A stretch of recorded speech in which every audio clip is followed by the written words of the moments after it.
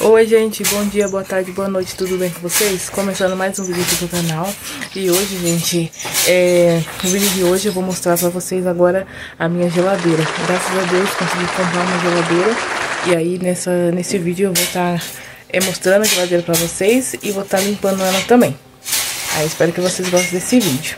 E desculpa esse barulho, gente, porque meu marido tá mexendo no quintal. Essa aqui, ó, de inox. Aí ela só tá com um puxadorzinho ruim aqui, que a gente vai comprar.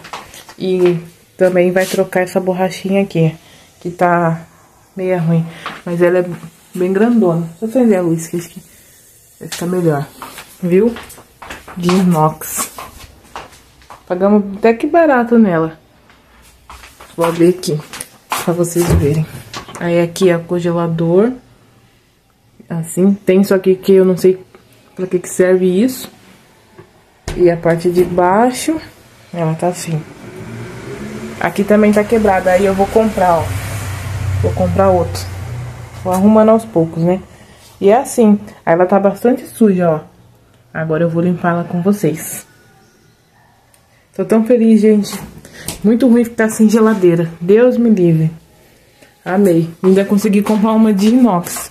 Pegamos ela usada, né, gente? Que agora eu não tô com condição de comprar uma nova, mas pra quebrar o galho já tá ótimo.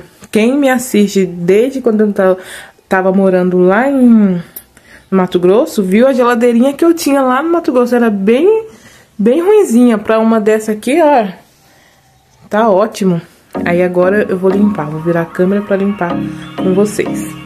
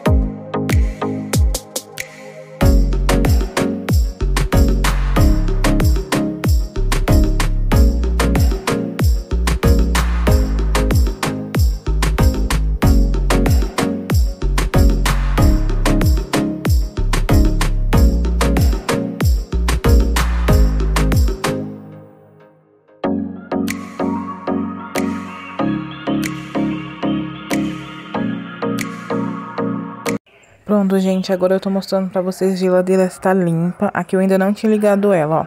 Toda limpinha, o congelador, tudo.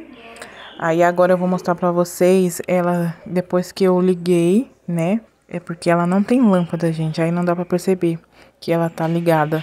Aí, ó, viu? Já tô com umas coisinhas na geladeira, então ela já tá ligada. Esse foi o vídeo, gente. Espero que vocês tenham gostado. Beijo, até o próximo vídeo. Tchauzinho!